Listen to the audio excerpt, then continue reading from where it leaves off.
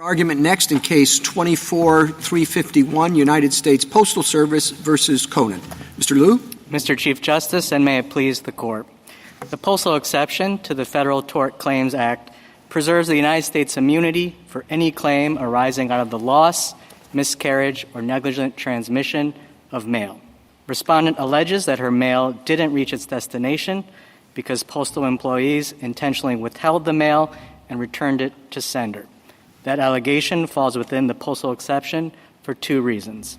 First, respondent alleges a miscarriage of mail. When Congress enacted the FTCA in 1946, miscarriage had a specific meaning in the mail context. It meant the failure of something sent to arrive or to be carried properly. Indeed, pre-FTCA decisions used miscarriage to describe the facts alleged here, mail that wasn't delivered because it was intentionally returned to sender. Second, respondent alleges the loss of mail.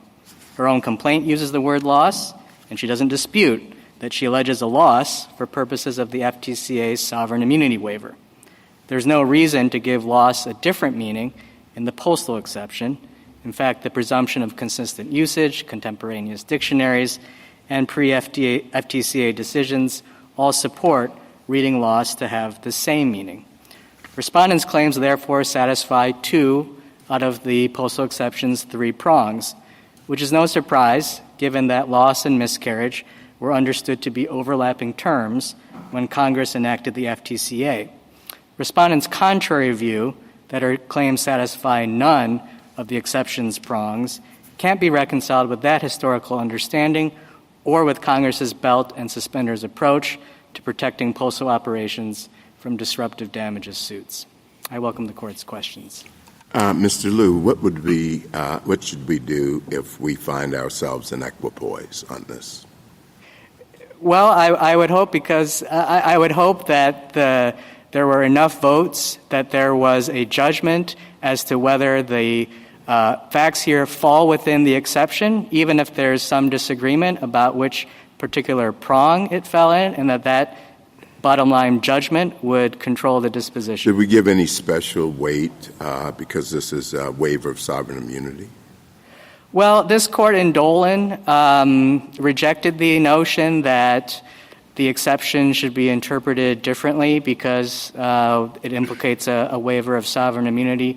We haven't taken issue with that here. We do think if there is a tiebreaker sort of canon at play, it is the canon that rules that govern jurisdictional issues, and sovereign immunity, of course, is a jurisdictional issue, that those rules should be made as simple as possible. And in our view, we've submitted the most simple rule. It's simply the rule this Court articulated on page 489 of Dolan, which is that injuries arising directly or consequentially from the mail not arriving at all, or from the mail arriving late or damaged or to the wrong address, fails to get to the right address, that those are the types of injuries that are covered, and it doesn't extend any further. But loss doesn't typically convey, and technically I suppose it can, malfeasance involved. If I say I lost my car, people aren't going to think somebody stole his car. They're going to think I forgot where it was or something like that. In other words, it doesn't say something bad has happened other than your own, in fact of paying attention to something. If somebody said I lost the mail, I would not think necessarily. I wouldn't think right away somebody stole it.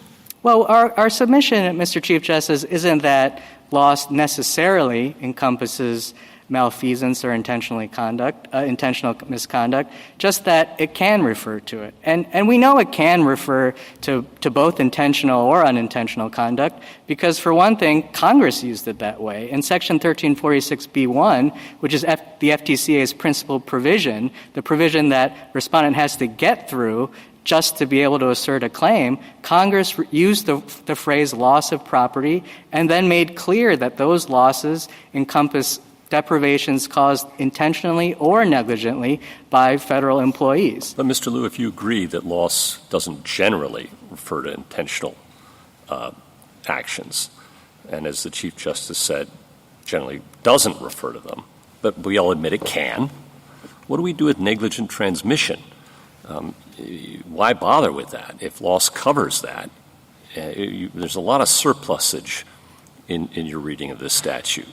Not just with loss, but with miscarriage, too, for that matter. So help me out. Yeah, so I'm happy to go through it. With respect to your specific question about any overlap between loss and negligent transmission, we don't think there's any overlap there. We think loss covers any deprivation, outright deprivation of mail, just I didn't get the mail.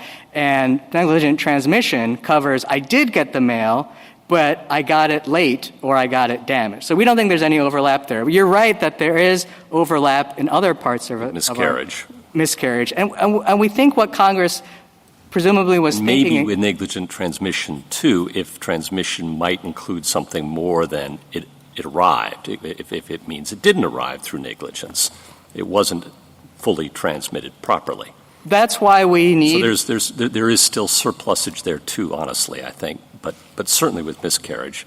Well, the way if I we would have any presumptions about statutory interpretation, it's generally to try and give effect to each of these words, right? That's right, but I think in this case, the court has said that's not the be-all, end-all, and I think in this case it would be wrong to apply the surplusage canon here because we know what the historical meanings of these words were in 1946.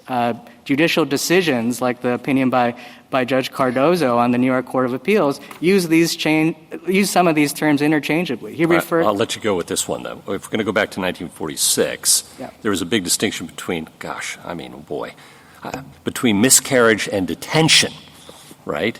And this doesn't strike me as a miscarriage case in 1946. It strikes me as a detention case in 1946. If we're going to go back in it, we should. Yeah. It's an important case, but this doesn't strike me as miscarriage. And if we're going to go to 1946 under your regulations, it's a detention case. Well, two responses to that. I think just as a definitional matter, there's a difference between miscarriage and detention. Miscarriage implies that something bad happened to the male. Detention might be a perfectly appropriate thing to do to the male. The second point I'd make, and this goes to the historical usage, is that there are cases, and we cite them on page 7 of our reply brief, where mail getting stuck at the post office, i.e. being detained at the post office, is referred to a miscarriage. That's the Cardozo case. There, the mail got stuck behind a radiator at the post office. And the way Judge Cardozo described it was that the checks in the mail had miscarried for that reason. Mr. Liu, Justice Gorsuch raises an important point about the surplusage. On the other hand, I guess Congress often drafts things to be redundant and overlap, and ordinary people communicate that way, particularly when they're giving instructions too. So both, Congress would much rather have overlap than leave a hole. Exactly. And I think there are two strong But how do we know? But at the same time, we do have the surplusage canon. I mean, the Eskridge book says it's often unrealistic. The Scalia book says, sometimes drafters do repeat themselves and do include words that add nothing of substance. And I think that's right. But how do we tell? Yeah, I think here there are three clues as to why Congress embraced a belt and suspenders approach. One is the historical, ordinary meaning understanding of these terms. If you look at the dictionaries and the dictionaries that existed in 1946, these are overlapping terms, and Congress included them in the statute anyway. The second point I'd point to is the way Congress approached the intentional tort exception, which is in 2680H. There, Congress used overlapping terms. It included both deceit and misrepresentation, even though, as this Court pointed out in footnote 16 of Newstat, deceit encompassed all kinds of misrepresentation. That was the understanding of the restatement first of torts. And the last thing I'd point to is the importance that Congress attached to the postal exception. This was not an afterthought exception. This was an exception that was in the earliest drafts of the FTCA. It's the very second exception listed. And you can understand why in 1946, when writing a letter was the only way to communicate in writing, that Congress would have wanted to protect that postal function. Counsel, let's assume that your definition of miscarriage, because this is what I'm assuming, you define it as a failure to carry the mail properly. Then loss, to me, and negligent transmission are redundant and useless. Congress knew in the customs duties, custom handling exception, which we looked at in Kawash, how to write a very broad exception that covered everything, intentional and unintentional conduct, but it didn't. It chose very particular words here. And so let me give you some examples I'm troubled by, why they would have imagined that intentional malfeasance would be accepted by this. By the way, I think intentional malfeasance often will be covered by a different exception in the FTCA. In many, some are discretionary, in others, they're outside the scope of employment. There's a lot of other exceptions that cover a lot of the intentional misconduct. But I'm troubled by this. A postal worker refuses to deliver any mail-in ballots from county he associates with a certain political view. Or on election day, the postal worker postmarks some ballots but not others because he's favoring one side or another. This is a miscarriage, isn't it? Yes. Okay, so that's exempted. What about when a postal employee writes harassing messages on an individual's piece of mail every day that he delivers it? You are a thief, you're a baby killer, whatever other harassing messages you want. That's a miscarriage. He's not carrying the mail properly. I'm struggling with that because there's not really anything bad that's happened to the mail in the sense that the mail is getting there on time. It's getting there. The contents are not damaged. It's getting to the right address. But he's not carrying it properly, is he? Well, I think when it's being carried properly, it's referring to the duty of carriage that the post office has to both the sender and the recipient. And that includes not letting the mail intentionally be damaged. You got to. Yeah, I think that would be the key question in that hypothetical. Whether you could count that as damage. How about when a postal employee refuses to take a person's mail in a rural community? There's a post office there. He's supposed to do it, but he forces her to drive 30 minutes one way to a post office who will take her mail. If it's a situation where the sender has dropped off the mail and the post office... Don't qualify it. He just doesn't like this person. Oh, no, we don't. If the mail hasn't entered the mail system... Well, it's there. No, he's refusing to take it to her. That's a miscarriage, according to your definition. I don't think so, because I think this implicates the line that this court drew. Counsel, you're fighting the hypotheticals because you recognize, I think, that inherent in using the word negligent transmission, there is a sense that Congress is using this as a verb to start with, and that Congress is looking at these situations in their generally accepted terms. As Justice Gorsuch said, generally we think of loss as negligence. Miscarriage, in all the cases you cite, they all involved non-intentional conduct, except for one, which was a case 50 years before, which really didn't have to do with miscarriage. It was a claim between newspapers, or a newspaper claiming that the post office should have selected it to transmit a message and not someone else. And so even in that case, it wasn't really a miscarriage of the advertisement. It was a failure to deal case. So I guess I'm having a problem with your starting proposition, which is that these terms have to encompass both intentional and or negligent conduct. Yeah, so with the unintentional line, I would make 3 quick points. One is that if you look at the traditional legal authorities, we look at the evidence of common usage at the time of 1946, None of those authorities draw a line between intentional and unintentional. That's true of the dictionaries.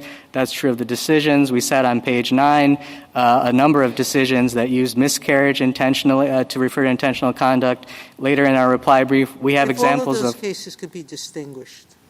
Do you lose? I don't think so. I mean, we cite a decision involving loss that involves an postal employee stealing the mail. I can't think of anything more willful than that. Well, that would be outside the scope of his duties, so that would be exempted under a different exemption. Well, but I think it still goes to what the ordinary meaning of loss was at the time. Maybe another part of the FTCA would kick it out, but our point is that loss had a settled historical meaning, and it covered intentional conduct. So, Mr. Liu, I mean, this is loss in a particular context. So there are 3 things, basically, that the Postal Service can do to your letters that we're not going to allow you to sue about. So here are the 3 things. They can negligently transmit your letters, and we're not going to allow you to sue about that. Or they can lose your letters. Lose your letters there, definitely not intentional. It's like you lost your keys, you lost your pen, they lost your letters. We're not going to allow you to sue about that. And then there's this miscarriage word that's stuck in the middle of them that's kind of like, ooh, what does that mean? They miscarried your letters. It seems kind of a weird word. But I think I agree with you when you said these are supposed to be overlapping and it's not a big deal if there's some redundancy here. I think that this is, if you look at this statement, it's kind of words are known by the company they keep. On one side, they're losing your letters. On the other side, they're negligently transmitting your letters. And on the other side, they're miscarrying your letters. And miscarrying basically has the same kind of meaning, which is they did something mistakenly with respect to your letters. And that's the way that seems most natural to me to read this sentence. And I would say a few things in response. One is, I think that Nossiter intuition works only if you, as I think your premise of your question did, buy in that loss refers only to unintentional conduct. We think that contradicts the meaning of loss in the FTCA's sovereign immunity waiver. And I don't think that that's an argument that works, because if you look at the sovereign immunity waiver, it's using loss in an entirely different way and context. It says the district court shall have jurisdiction over claims for injury or loss of property or personal injury or death. So there, loss is functioning as just like one of a number of different kinds of harms that a person can suffer and bring suit about. But this is like losing your mail. That's what this is about. And when you lose your mail, you don't like destroy your mail or tear up your mail or purposefully put them in the trash chute. You lost your mail. They lost your mail. The Postal Service lost your mail. Sorry, you can't sue about that. I think that setup reveals one of the debates is who lost what. I think it is quite natural to say that respondent lost her mail. Indeed, she uses that same phraseology. This has got to be, Mr. Liu, that the post office is doing these things. The post office is negligently transmitted, the post office is miscarrying, and the post office is losing your mail. And notwithstanding that the post office did all those things to you, you can't sue. I don't think there's a reason to shift perspective from the waiver to the exception. These are 3 parallel terms. You're shifting perspective from loss as opposed to miscarriage or negligent transmission. These 3 terms are the terms that have to be read in parallel form. The post office is doing these 3 things to your mail, and you can't sue about any of them. Well, Your Honor, I think the better way to read them is that these are 3 harms. Just as in the waiver, loss is paired with injury in the waiver. Loss is paired here with 2 other types of more specific terms that describe injury to mail, i.e. miscarriage and negligent transmission. Your Honor suggested that if you translate them into verbs, there's some parallel structure. That's actually not true. I mean, no one in 1946 would have said the government miscarried the mail. The mail never took the government or the postal worker as its subject. The mail, when miscarry is used as a verb, it takes the mail as its subject. Okay, but And that's because, for a reason respondent points out on footnote 19 of her brief, miscarriage is an intransitive verb, just as you wouldn't say the government arrived the mail, so too you wouldn't say the government miscarried it. I'm sorry. Go ahead. And so there really is nothing to be gained from trying to convert these nouns into verbs. There is no single consistent way. So if I accept that textual reading, and I also even start by accepting your argument that the Postal Service or the postal exception immunizes intentionally caused losses and miscarriages, those harms happening to people could be intentional. Let's say I start there. I guess I don't understand why all of Ms. Konan's claims here would be immunized under that exception. She has 4 claims here, only potentially one of which, it seems to me, even relates to the failure of her mail to arrive as the gravamen of her claim. The way we think about torts is people are bringing claims alleging that wrongful conduct or, negligent conduct by the defendant is a breach of a duty of care that has harmed them or breached a duty that harmed them. And I guess what I'm suggesting is that she's got claims here that really aren't about the loss of the mail, right? So they're not keyed to the failure of her mail to arrive. So the intentional infliction of emotional distress claim, for example, seems related to her claim that postal employees carried out a campaign of racial harassment with respect to how they treated her mail. And yes, we have the "my mail never arrived" is an allegation, but that's not her claim when it comes to intentional infliction of emotional distress. So I'm wondering why, even if you're right, she doesn't get to go forward on at least that claim. So we think this is an issue that can be left on remand. The principle we're trying to vindicate here is simply the legal standard, and I don't think the court really needs to... So you're not saying that Postal Service knocks out her IIED claim?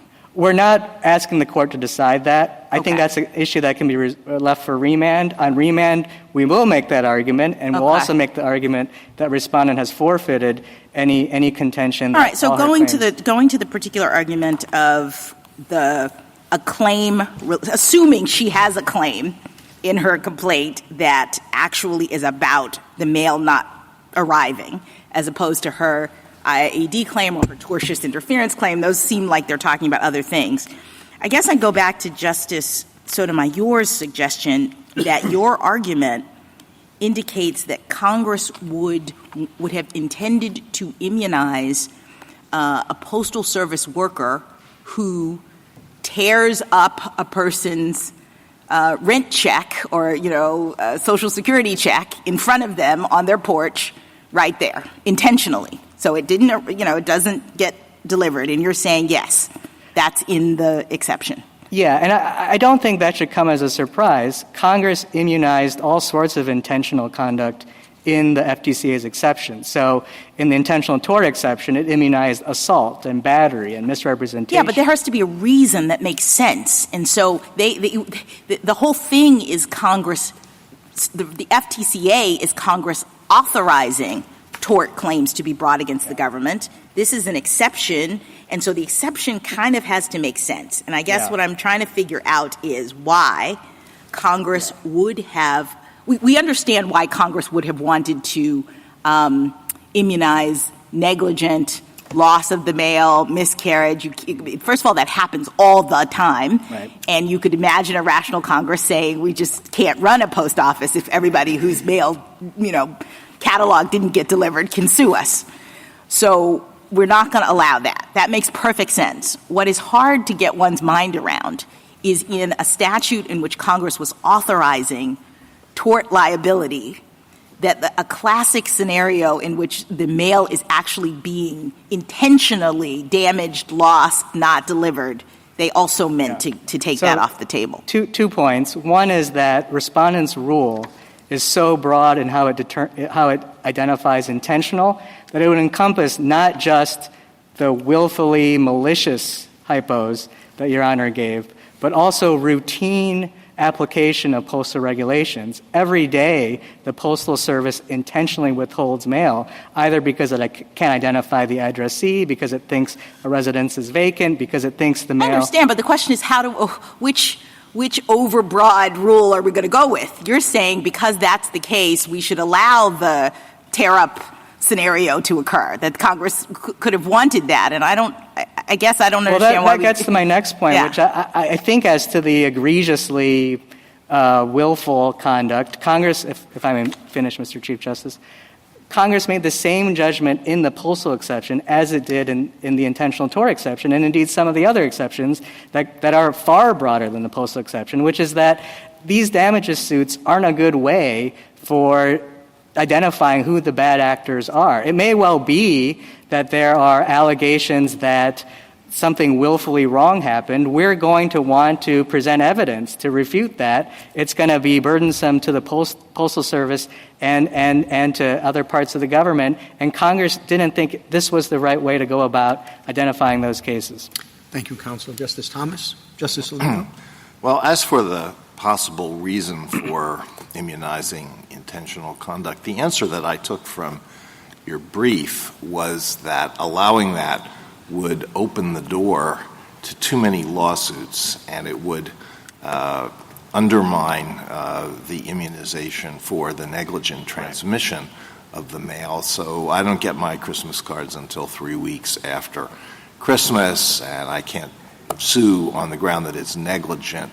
But if I say, well, the delivery person doesn't like me for one reason or another, it was intentional, and then I'm in court. Yeah, no, that's true. I mean, we're talking about over 300 million pieces of mail delivered a day. We get over 300,000 complaints about the conduct of letter carriers a year. If even 1% of those complaints results in a lawsuit, the number of suits that the Postal Service faces each year is going to quadruple. And as Your Honor's question suggests, things like intent are easy to allege and hard to disprove. It may well be, at the end of the day, we're going to be able to show that some alleged instance of intentional misconduct was indeed just a mistake. But at that point, we've defeated the purpose of having an immunity from suit, which was to relieve the Postal Service of the burden of having to take postal workers away from their day-to-day jobs and force them to become witnesses in court. Justice Sotomayor?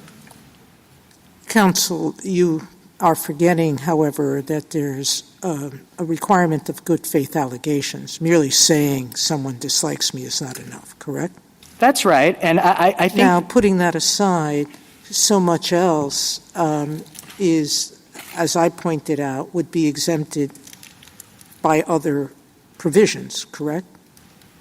I don't think a lot of any of the other provisions is really going to address this problem, especially the Congress's preference for these suits to be, for this immunity to be an immunity from suit. I go back to, they could have said very simply, anything having to do with mail delivery is out.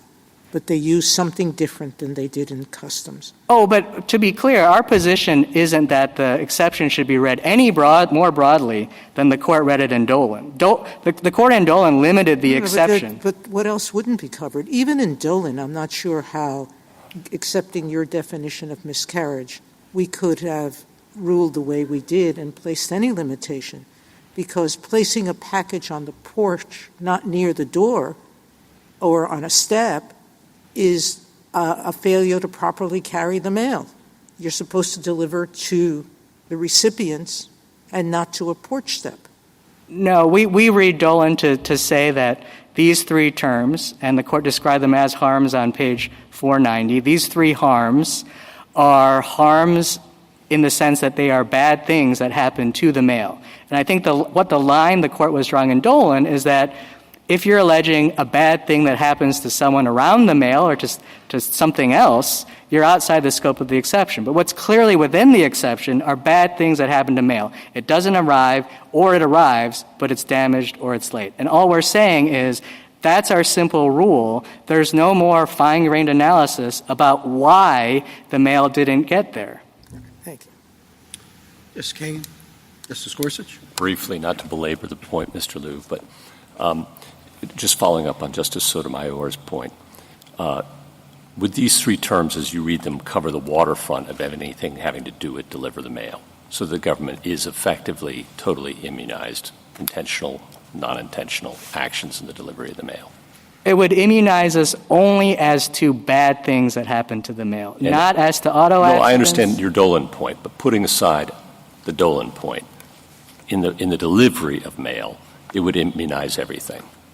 Correct. Okay. So long as we're not including in delivery what the court rejected in Dolan. Dolan, yeah, okay. And isn't it an odd way to do it, though, to have three terms rather than just to say that? I don't think so, because these were the terms that was in the vocabulary in 1946. And if you compare the terms here to the terms of the waiver, all Congress is doing is coming up with two words, miscarriage and negligent transmission, to describe injury to mail. It's covered loss of mail by using the same word, loss. And now I understand the point, and thank you. Appreciate it. Justice Kavanaugh? On Dolan, it's got a pretty straightforward sentence summarizing what it thought the rule would be. I mean, deviating from that, response should we, what concerns would you have about deviating from what the court said in 2006? Well, I think it would be a sea change in how the government has approached the postal exception from the very outset. The way the court described it in Dolan was to capture bad things that happen to mail and to leave the United States open to liability for other things, including slip and falls and auto accidents. And when you look at the composition of the cases that the Postal Service faces each year, it's about 900 cases. About 800 of them are about auto accidents, and another 70 or so are about slip and falls. And then there's a smaller category of other. But I think if you look at that composition of cases, you would say the postal exception is working exactly how Congress intended. The main core function that I was discussing with Justice Gorsuch is protected. And these other types of injuries that aren't about the bad things happening to the mail are allowed to go forward in these lawsuits. I think if you accept respondents' rule, which would be to disregard the rule articulated in Dolan, we're into a universe, as Justice Alito suggested, where we're going to be faced with, I think, a ton of suits about mail. And they're not all going to be bad faith. They're going to be plaintiffs who simply aren't in a position to know what happened to their mail, and they're just not going to give the government the benefit of the doubt. They're going to infer that their mail didn't arrive because of a rude comment that they heard or what have you, and that's going to lead to discovery, a trial, on what actually happened to that mail, which we think is going to be quite burdensome. Thank you. Justice Barrett? Justice Jackson? In the cases that you just described, though, isn't that the work of Iqbal and Twombly in terms of the government's response? I mean, if a plaintiff is just saying the claim is my mail didn't arrive, that was harmful to me, I'm suing the post office, that seems to be heartland postal exception. I don't think anybody disagrees with that. But if there's some allegation about intent with respect to the mails not arriving, I would think there would have to be plausible allegations that there was some intent on the part of the post office and it would delivering person, and surely the government would not concede to go to trial over that issue just because the person says in their complaint, my postal worker intended not to deliver it to me. That's true. We certainly would file a motion to dismiss. So the real, worry is in these, I would assume, rare cases. I mean, I can't imagine that the postal workers are, actually, actively, intentionally withholding people's mail on a regular basis. So I just don't know how many cases we're talking about that's here. part of the point I was making before.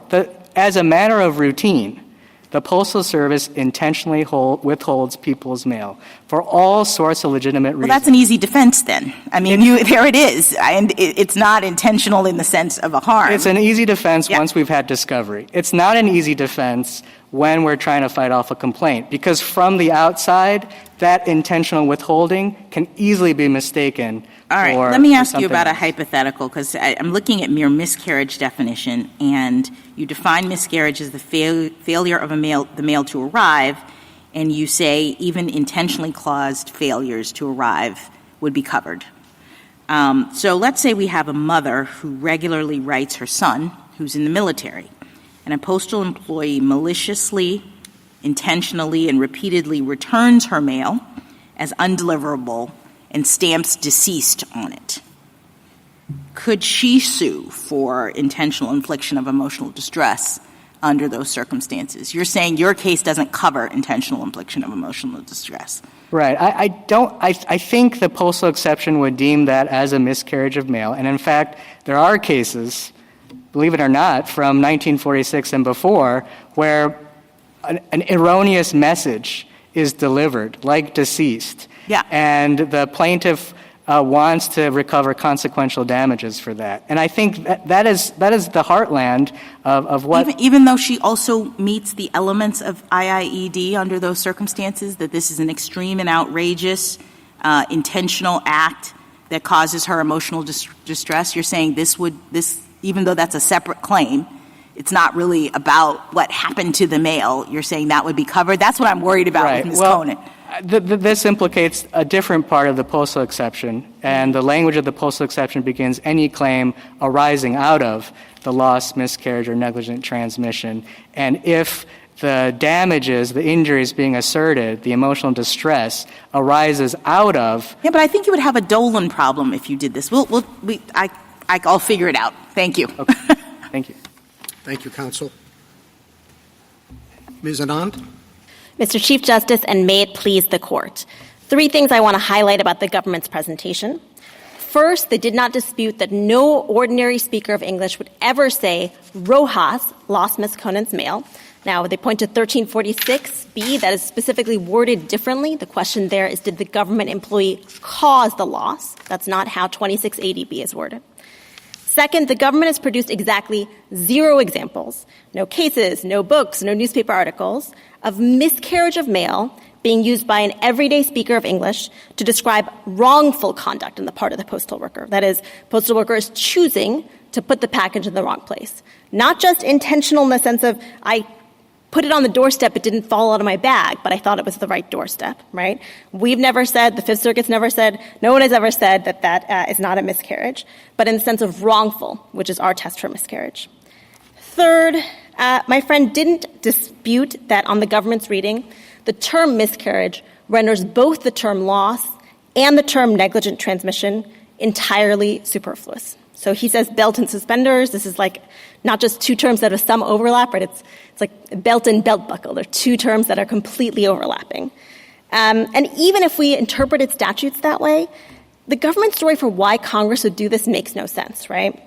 If Congress is worried about miscarriage somehow being under-inclusive, it's worried about miscarriage only covering the negligent stuff, right? We give an unbroken string of examples from Henry VIII, negligence fit for a fool to fall by, to romance novels, to cases. Everyday speakers of English use miscarriage to refer to negligent conduct. And so if you wanted to belt and suspenders miscarriage, the term you add in is not negligent transmission. It's something to do with wrongful conduct. I welcome the Court's questions. What do you do with Mr. Liu's argument that the waiver of immunity did not include bad things that happened to the mail? He said that generally, and that Dolan, because it wasn't about bad things happening to the mail, was outside the waiver of immunity. So I think that's just was included in the waiver. I understand. Yeah. Thank you, Justice Thomas. So I think that's just an overreading of Dolan. So the sentence says that he points to says something like, as a general rule, these sorts of damages don't lie. It's using that hedging language because, again, as a general rule, we're talking about good faith mistakes. We're not talking about the rare instance where a postal worker is using the mail to effectuate harassment on somebody. So I think even taking that sentence of Dolan at face value, right, wrongful conduct was not before the Court in Dolan, but even assuming it was covering that, I think that's what the phrase the general rule is doing. And I suppose I would say that feels passing strange given the rest of the statute. And its emphasis on kind of specifically carving out property-related torts. So, for instance, 2680H, the so-called intentional tort exception, conspicuously omits conversion and trespass, the 2 property torts. And so I think what my friend on the other side is saying is no one in the federal government can engage in conversion and be exempt from and have the United States be exempt from liability, except for postal workers. Is there a long history of Federal Tort Claims Act suits about the mail itself, delivery, non-delivery, loss? So there are some cases. We'll note that, kind of in response to Justice Jackson's question, most of those don't even get into court under 1346B. If you just say, my package doesn't show up, it gets kicked out of court because you don't even plausibly allege negligence, let alone wrongful conduct, right? But you would think that with 300 million pieces of mail per day, you would have a significant number of suits that do involve this level of harm. So I think you may have some number of suits that involve this level of harm, meaning enough to prompt someone to go to court and sue, but not that involve wrongful conduct within the scope of employment, right? That's a very narrow needle to thread. Think about what Ms. Konan alleged here, right? 2 years of non-delivery, not just a one-off package. She's filed administrative complaint after administrative complaint. She can say, look, every single one of my neighbors is getting mail. She says, when you found out I own this other property, mail stopped getting delivered there. She's got all this other kind of circumstantial evidence that doesn't have to do with the mail delivery. Those sorts of allegations, I think, will be rare. And, remember, the government came before you in Dolan and said, if you rule for petitioner, frivolous claims will inundate the Postal Service. A decade later, they're coming and saying, actually, the postal exception is working just as it should. And so I'd be a little bit hesitant to believe those claims. Ms. Anand, I think I would really like to hear you address the presumption of consistent usage point in the waiver and the exception, because I think that's a harder argument for you. Because when you describe loss of property, loss of mail, whatever, as the kind of damage, then it can cover intentional and negligent torts. Now, you handle that in your brief, but I would just like to hear you talk about it a little bit more, because I think that is one of the hard parts of your argument. Sure. So we don't think the presumption applies, and if it applies, it's overcome. So we don't think it applies because that presumption is where two words are being used in the same sense about the scope, right? So interest in the Internal Revenue Code. If it's talking about the stuff you get when you leave your money in the bank, in both places it must cover compound interest, or in neither place. But that doesn't mean that in the Internal Revenue Code, someone can't use interest to mean, present interest in an estate, right, a claim or entitlement. The presumption of consistent usage says if both terms are being used in the same sense, then they cover the same terrain. Here we submit that it's clear that loss in 1346B is being used in a different sense, the deprivation sense, than in 2680B. And our kind of three textual clues for that. The first is that in 1346B, there's a specific reference to wrongful conduct on the part of the government employee. Second, the sentence is structured differently, right? It's asking, did the government employee cause the plaintiff to lose property, not just if the government employee lost property. And third, as the government itself acknowledges on page 11 of its reply, loss of property is something of a term of art, and when used that way, loss of property, loss invariably means deprivation. Your reading of that sentence from Dolan to Justice Thomas, I thought was a bit aggressive on the on the general rule. I mean, the court was there specifically distinguishing the general rule from having a case-by-case determination. I thought it was articulating a general rule, but that would apply across the board. But more importantly, kind of statutory stare decisis, even if that doesn't formally apply, just we set forth the rule, and Congress hasn't changed it. And this would come, I think, as a little bit of a surprise to Congress, which would probably have to address it pretty quickly. Thoughts? So let me take each in turn, Dolan, and then why I don't think this is a surprise to Congress. So on Dolan, that sentence has a lot of hedging language, right? It also says we think it more likely that Congress intended to remain immunity. And so even if you think the court was even contemplating wrongful conduct, right, I think that hedging language does a lot of work. And if you're going to take that sentence in Dolan and say it was thinking of kind of all cases, I think you also have to take the part of Dolan where they say loss is destroyed or misplaced and miscarriage is delivery to the wrong address, neither of which we fall into.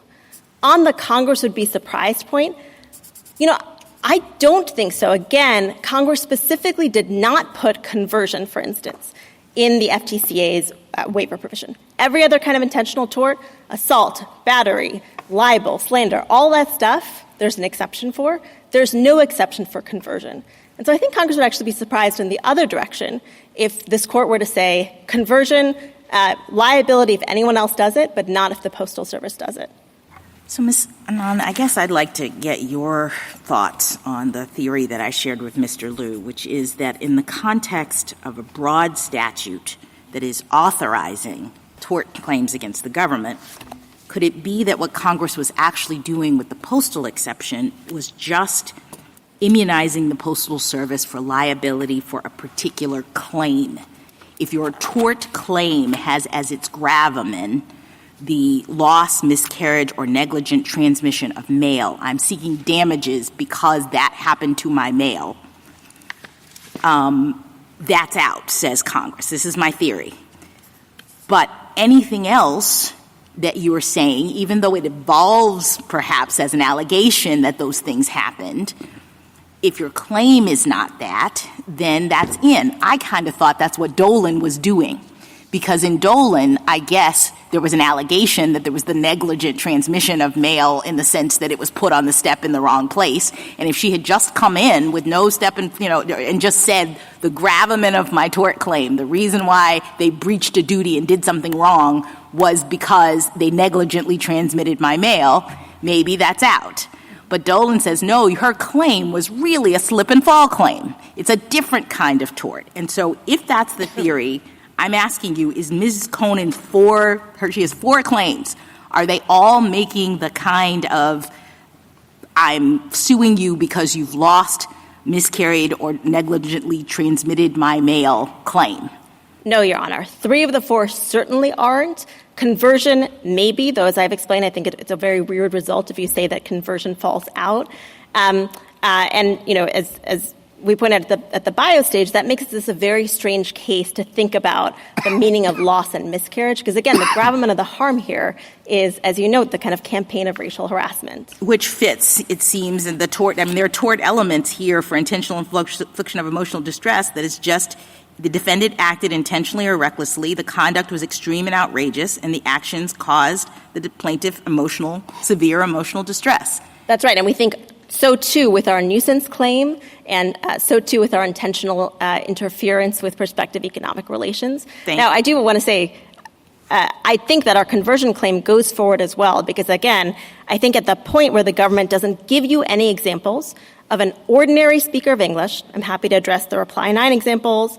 Justice Sotomayor, I don't even think Foster's is such an example, the one case you pointed to, where they've given you no examples of an ordinary speaker of English saying miscarriage of mail and meaning the postal worker did something wrong. I don't see how you can decide that our conversion claim doesn't go forward as well. If miscarriage is, I'm sorry. Go ahead. Sure. No. Go ahead. All right. I wanted to shift from miscarriage to loss. So miscarriage is more a term of art. But it's not clear to me why a claim arising out of the loss of property cannot include a loss that results from intentional conduct. That's just not the way the term is normally used. A claim arising out of a loss does not have to involve property that has been lost in the sense that it can't be found. It just means that there's been a deprivation in the value of the property, right? I can submit, suppose vandals set my car on fire and I submit a claim to my insurance company. That is a claim arising out of the loss of my car. Even though I know where my car is, it's in front of my house, but it's a burned-out Hulk, right? Yes, Your Honor, but we would never say, and this is Justice Kagan's point, that the vandals lost your car, right? And that's the way that the sort of whole statute is structured. It says it doesn't talk about what somebody has done. It talks about the consequences of something, which is any claim arising out of the loss.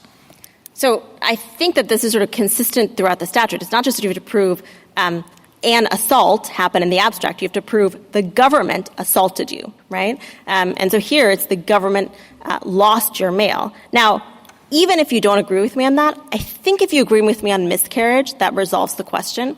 So that is, even if in some settings loss covers wrongful conduct, I don't think we have any story for why Congress would say wrongful conduct not counted under miscarriage, wrongful conduct not counted under negligent transmission. Well, that's your surplusage argument. And, the surplusage canon is of value, but it's not the way Congress always writes statutes. It's not the way people always talk. So it's valuable, but it's worth only so much. But I'm really troubled by how you extract from, how you read into the phrase any claim arising out of a loss to exclude intentional conduct. So just to clarify, I just want to make clear that's not actually our superfluity argument. What I'm saying is if you accept our miscarriage mens rea argument, then I think you've got you either have to accept that loss is limited to negligent conduct, or you've got a situation where, postal worker takes a hammer to a package. Scenario 1, he just breaks off the handle of the mug. Scenario 2, he totally shatters the mug. Scenario 1, the government says that's not a loss. He just broke off the handle of the mug. And so it's one of the other two terms, so wrongful conduct, and so therefore it's not immunized. Well, right? It's a different question about whether the loss of the mail means the loss of all value of the mail or a diminution in the value. That's right, of but the mail. Congress could not have wanted liability to turn on that fine a distinction. And if you say loss, but only loss covers wrongful conduct, right? Miscarriage, negligent transmission exclude wrongful conduct. Then at that point what you're saying is Congress wanted liability to turn in a case involving wrongful conduct on this kind of fine distinction between destruction, loss, wrongful conduct covered, and diminution, not loss, wrongful conduct not covered. Assume, Go ahead. If miscarriage does cover wrongful conduct, so let's assume that, which is contrary to what you've been assuming, but assume miscarriage covers intentional wrongful conduct, then your arguments are? So assuming, again, contrary mountain of evidence. I'm reserving evidence. it. You're not conceding anything. You're not conceding anything. Yeah. Then I think our fallback position is that you have to think about, we basically argue Dolan, right? Dolan says loss is destroyed or potentially misplaced. Miscarriage is delivery to the wrong address. We are neither of those two. So we're some kind of transmission error. At common law, this would be called a willful refusal to transmit or a wrongful transmission. We give you case sites for that. Congress conspicuously doesn't include willful refusal to transmit in this list. It's only negligent transmission. So I think we still win, but I think if you decide for us that miscarriage only is limited to negligent conduct, you don't have to get into the kind of fine distinctions between the three terms. If I may make one other point about the kind of structure of the FTCA. So the FTCA's exemptions are divided into kind of two categories. Some are very broad, right? Any activities of the Tennessee Valley Authority, fiscal operations of the Treasury, that sort of thing. The others list specific actions, often with a mens rea, right? So 2680A, executing a statute with due care. 2680H, battery but not negligent touching. This one, 2680B, as Dolan said, is clearly in the latter mold, right? It's not saying any activities of USPS, any failings in the postal obligation, any mail handling activities. It's not doing that.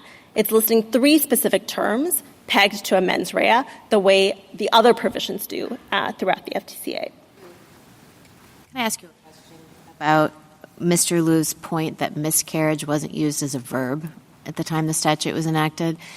Justice Kagan said, well, you can lose the mail, you can negligently transmit the mail if you're the postal worker, or you can miscarry the mail, as in, misdirect it to the wrong place. And one of the responses that Mr. Liu had to that point was, well, miscarry wouldn't have been used as a verb. It was this term of art. What's your response to that? Because I do think it matters whether you view these words as something that happens to the recipient or something that was done by the postal worker. Right. So I'll answer the miscarry question, and then I want to say one more word about that. So he's right that in general it was seen as intransitive, but the Webster's first and Webster's second dictionaries we point to note that it was sometimes used transitively. So you could say, in fact, Dolan says mail is miscarried if it goes to the wrong place. I'm not sure it matters a ton. You can kind of rephrase the question to get at the agent in a different. You could say, did the letter miscarry by Rojas? Was the mail lost by Rojas? And I think you're still in the same place. And I think whatever you think about miscarriage, it has to be clear that all the other nouns throughout the exceptions are not just did this happen, it's did the government employee do this, right? We give the example of assault. You don't come into court and say, there was an assault. You have to say the government employee assaulted someone. And so we think the same thing is true of loss. Again, if you don't buy that argument, I think the two other ways to think about the loss term, the first is sort of what we say in our brief, which is that typically loss is thought of as unintentional, and whether it's insurance contracts or cases or 1346B itself, people usually specified intentional loss or loss caused by wrongful conduct when they meant to change that default.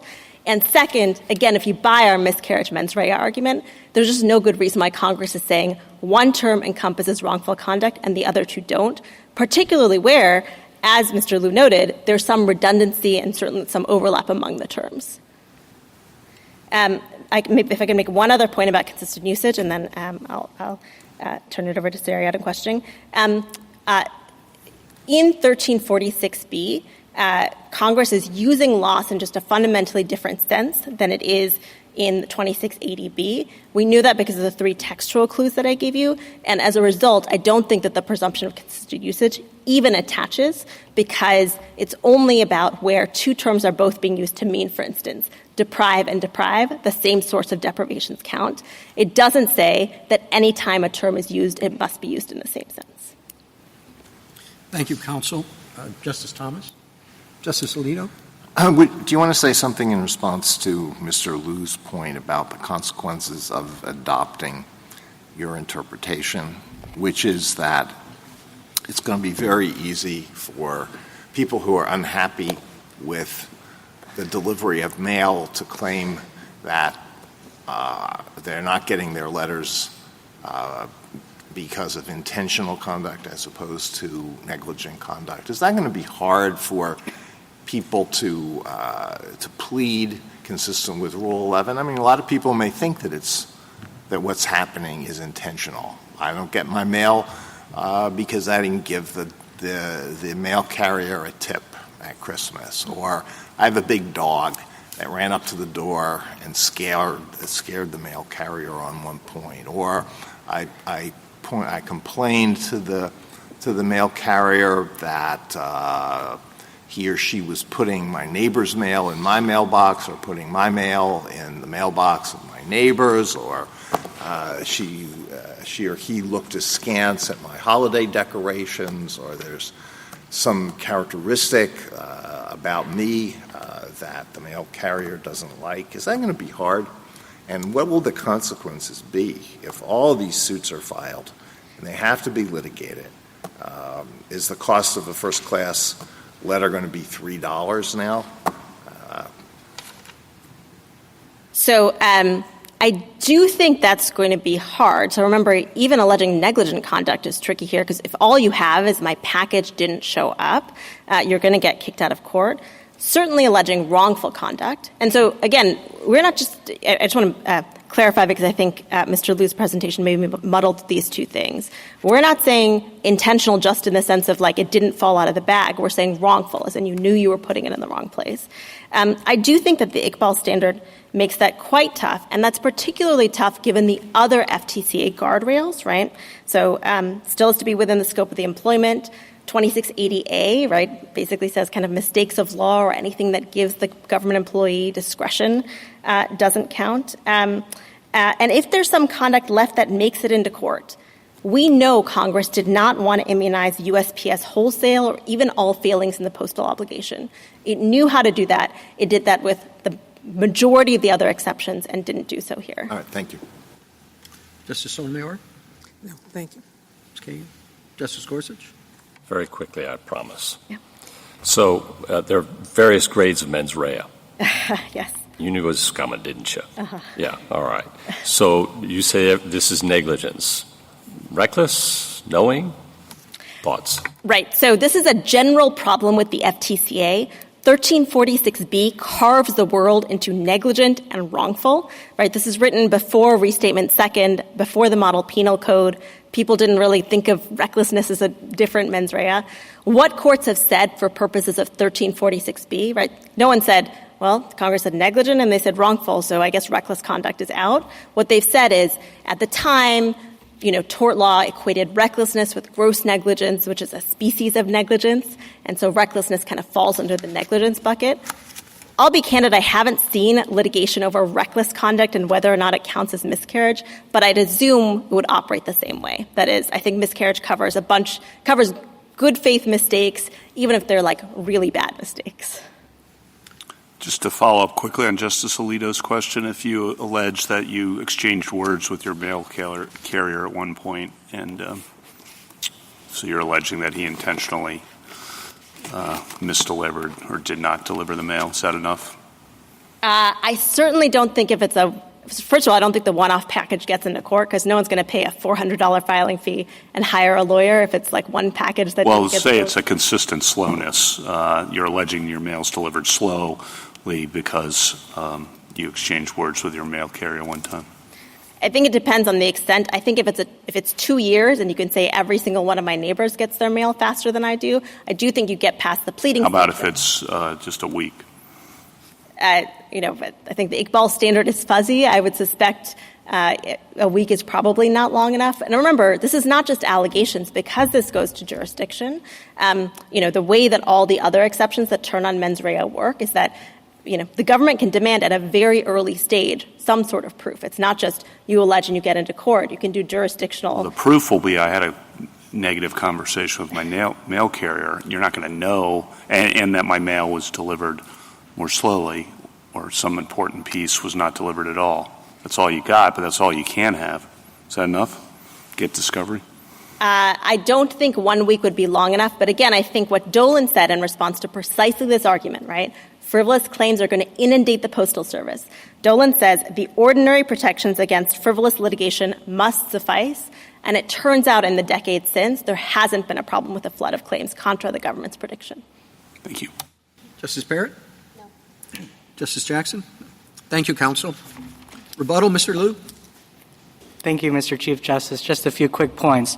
First, on miscarriage, we've pointed to dictionary definitions in pre-FTCA cases that show what the ordinary meaning of miscarriage was. The meaning was broad enough to encompass any time the mail failed to arrive. I think the burden is really on respondent to point to something that justifies giving miscarriage a narrower reading than those historical sources show. She hasn't pointed to anything. I think the idea that miscarriage somehow incorporated some sort of model penal code-esque distinction between negligence all the way to willfulness is just wrong. Anytime the courts saw the mail not arriving, they labeled it a miscarriage, and that's how we think Congress used it in the FTCA. On loss, on consistent usage, I didn't hear any reasons to give loss a different meaning in the postal exception than in the sovereign immunity waiver. I think the main reasons my friend pointed to was that there is language in the waiver that doesn't appear in the postal exception, but that's built into the presumption of consistent usage. The presumption has work to do only when the word as it appears in Provision A is clarified by language in Provision A, but that language doesn't appear in Provision B. If that language did appear in Provision B, you wouldn't have to apply the presumption of consistent usage. This is a heartland application of that presumption. And